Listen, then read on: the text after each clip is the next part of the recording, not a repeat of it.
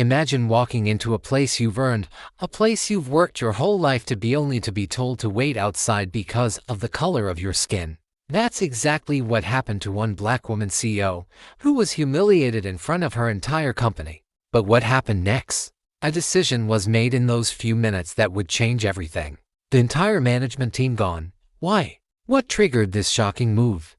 And what does it mean for the future of the company? Stay tuned to find out.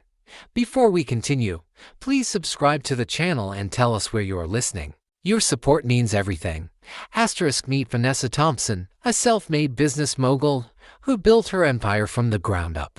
Raised in a modest neighborhood, she always knew she was different. From a young age, Vanessa had to fight against every stereotype, every barrier that came her way. But she didn't just survive, she thrived. Years of hard work, sacrifice, and determination turned her into the CEO of a thriving tech company that had revolutionized the industry. On the outside, her life seemed perfect. She had the success, the power, the respect. But behind the polished boardroom meetings and sleek office spaces, there were moments that whispered of the challenges she still faced because of the color of her skin. The microaggressions, the subtle biases, the looks she received that said, "You don't belong here." Even when she was the one in charge, Vanessa had long learned to brush off the undercurrents of discrimination. She had worked too hard to let anyone's prejudice take away her momentum. But what she couldn't ignore was what happened one fateful morning. It was the start of another busy day: meetings, deals, and strategies. Her staff was already on edge, the company expanding at a pace that was almost too fast to keep up with. As Vanessa stepped into the building, feeling confident and ready to take on the day, the receptionist gave her a strange look, a quick, uncomfortable glance. She brushed it off, telling herself it was nothing. But as she made her way to the elevator, a moment of hesitation from one of her senior managers stopped her in her tracks. He avoided her gaze, offering only a terse, "We need you to wait outside." Confusion rippled through Vanessa, but she said nothing, thinking it was just a misunderstanding. However, there was something about the way he spoke to her, something about the way the others in the office had subtly backed away from her presence that morning, that sent an unshakable feeling deep into her gut. That unease hung in the air, thick and suffocating. Vanessa had no idea that this small moment was about to spark a chain of events that would shatter everything she had worked for and change the course of her company forever. Vanessa stood there in the lobby, an awkward silence creeping in as she watched her colleagues pass by, pretending not to notice. The receptionist, still silent, kept her eyes on the desk, tapping away at her computer, while the senior manager's sharp glance darted back and forth between her and the door. Something about the whole situation felt wrong. Vanessa had been at the top of her game for years. Why was she being treated like an outsider in her own company? As the minutes dragged by, her thoughts raced. Was this just a misunderstanding? Was the office under stress, and she had simply misread the situation? Vanessa tried to dismiss the nagging feeling in the pit of her stomach, but the longer she stood there, the clearer it became. This wasn't a mistake. It was a pattern. This wasn't the first time she'd felt this way in her own company. Over the years, she'd brushed off countless moments of subtle racism, microaggressions disguised as well-meaning remarks or innocent comments. It was the way the board members sometimes hesitated before addressing her in meetings, the way some colleagues would laugh a little too loudly when she cracked a joke, as though surprised she could be funny. Or worse, the times they'd forget to include her in emails and meetings, treating her as if she didn't belong. The frustration had built over time, but she had never let it consume her. She had always pushed through, used her drive and determination to make the work speak for itself. She had the results to back up her position, and nothing else should have mattered. But today felt different. Minutes passed. She tried to make small talk with the receptionist, who barely acknowledged her presence. Vanessa's phone buzzed in her pocket, but she didn't pull it out. She didn't want to seem desperate for attention. The silence in the lobby was deafening, and with each passing second, the sense of alienation deepened. She'd been told to wait outside before her important meetings, but this wasn't that. This was something else. Something worse. Finally, after what seemed like an eternity, the senior manager returned. He approached her, his face pale, clearly uncomfortable. His eyes shifted nervously to the floor. The tension in the room thickened as Vanessa straightened up, preparing herself for whatever was coming. Vanessa, he began, his voice unsteady. There's been an issue in the conference room. The board, they think it would be best if we reschedule the meeting. Our jaw tightened. What issue? He faltered, clearly caught off guard by her directness. It's a matter of the company's image. We need to discuss some things internally before moving forward. The words hit her like a slap. The board, the image of the company. What was he really trying to say? And why couldn't he look her in the eye? Her heart pounded in her chest, a mix of frustration and disbelief rising within her. You're asking me to wait outside because of the company's image? She asked, her voice barely controlled. The manager shifted uncomfortably. And for a moment, Vanessa swore she saw a flicker of guilt in his eyes. But it quickly vanished, replaced by the cold professionalism she had grown accustomed to. It's just a precaution, Vanessa. You understand? She stared at him for a long moment, her mind racing, her instincts screaming that something wasn't right. This wasn't about the company's image. This wasn't about a misunderstanding. This was about her, about the fact that, despite all her success, despite everything she had built, she was still being treated as less than. Fine, she said, her voice cold. I'll wait outside. But know this: if this is about my race, if this is about me being a black woman in a position of power, I will make sure it doesn't go unnoticed. The manager's eyes widened, and for a moment, she saw the tiniest flash of panic cross his face. But he quickly recovered, nodding stiffly. I'll let you know when the meeting's rescheduled. Vanessa's hands clenched into fists, her nails digging into her palms as she turned on her heel and walked away. She could feel her heart pounding in her chest. Her thoughts a chaotic storm of disbelief, anger, and something she hadn't felt in a long time - fear. As she stepped outside the building, her breath came in sharp, and even gasps. This wasn't just a corporate misstep. It was personal, and she wasn't about to let it slide. The air in the conference room was thick with tension. The board members sat around the table, their faces a mix of confusion and unease. They had all been called in by Vanessa, but none of them knew what to expect. Her presence alone was enough to command attention, but it was the cold and wavering confidence in her eyes that made them shift uncomfortably in their seats. Vanessa walked in, her heels clicking sharply against the polished floor. She didn't wait for anyone to greet her. The room fell silent, all eyes on her as she stood at the head of the table. She didn't say a word at first, allowing the weight of her presence to settle in. Then, she spoke, her voice steady, but every word carrying a force that shook the room. I don't need to tell you why I'm here, she began, her gaze sweeping across the faces of the board members. You already know. The CEO's face was a mask of indifference, but Vanessa could see the flicker of guilt behind his eyes. The senior manager, the one who had ordered her to wait outside like she didn't belong, shifted in his chair, clearly uncomfortable. You've all seen the way I've been treated, Vanessa continued, her voice calm but biting. The way I've been dismissed, the way my presence has been undermined. You all watched it happen. But instead of standing up and doing what was right, you chose silence.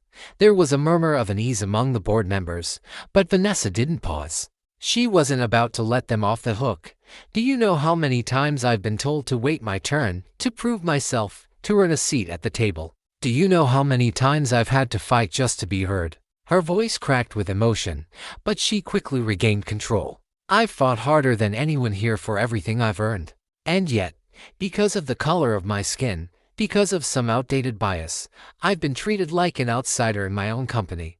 A few of the board members looked down, unable to meet her gaze. Others shifted uncomfortably in their seats.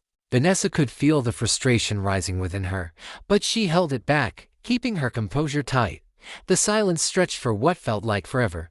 You all know the history of this company. You know what I've built. But instead of respecting me as the leader I am, you treated me like an afterthought. She paused, her eyes narrowing.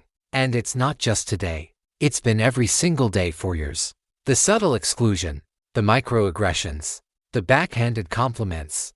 And today was the last straw. The senior manager opened his mouth to speak, but Vanessa cut him off, her voice rising with a newfound authority. But I don't need your excuses, she said sharply. I don't need you to justify what happened. The fact is, this was a blatant act of discrimination.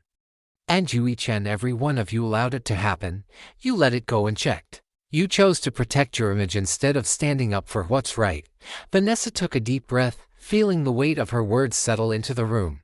The tension was palpable. She could see the fear in their eyes now. The recognition that they were losing control of the situation.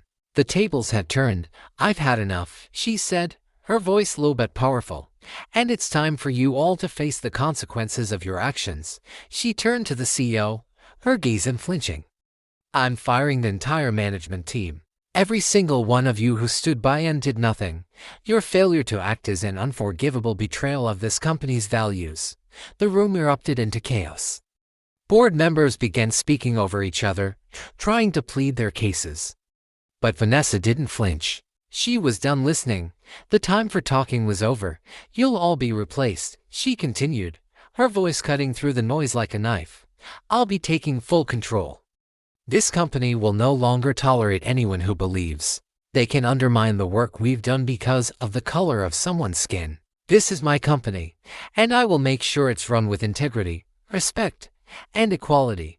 No more hiding. No more playing games." She glanced at the senior manager, who was now sweating, his face pale. He opened his mouth to speak, but Vanessa silenced him with a single look. She didn't need to hear any more excuses. "You'll pack your things and leave today," she said coldly. "Don't even think about trying to come back."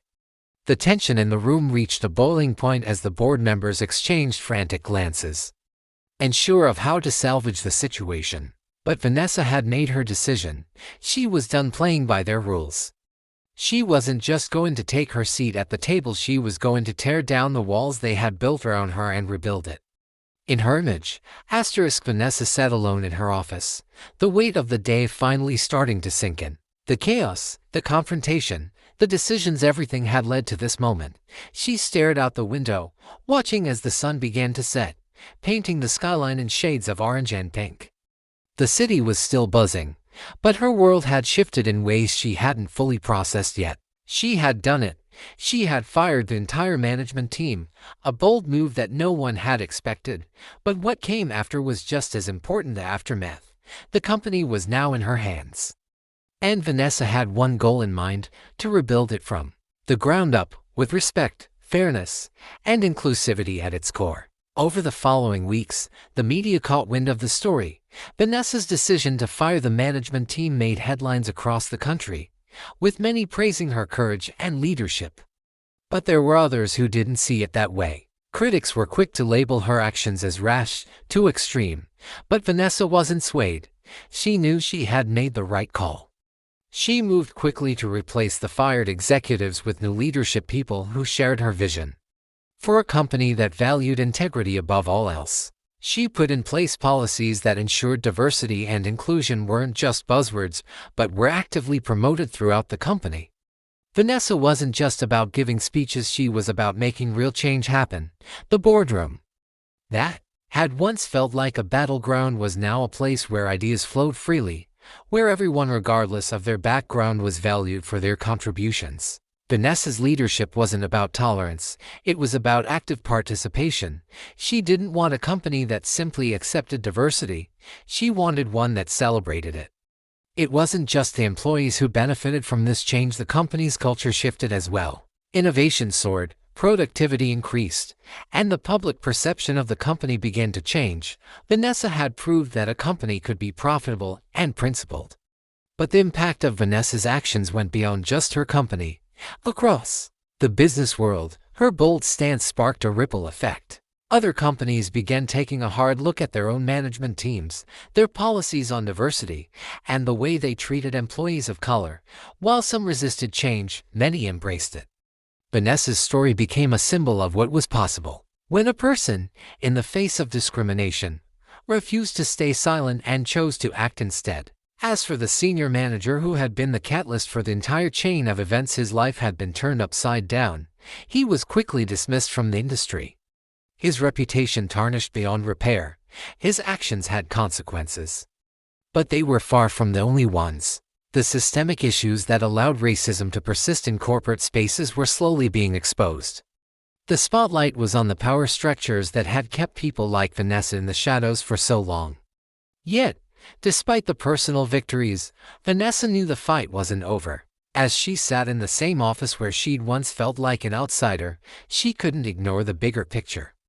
This wasn't just about a few bad actors or misguided individuals, it was about a system that had been built on inequality, on the assumption that some people didn't belong. Vanessa knew that, even though she had achieved a personal victory, there was a much larger battle to fight, one that required continuous effort, advocacy, and collective action.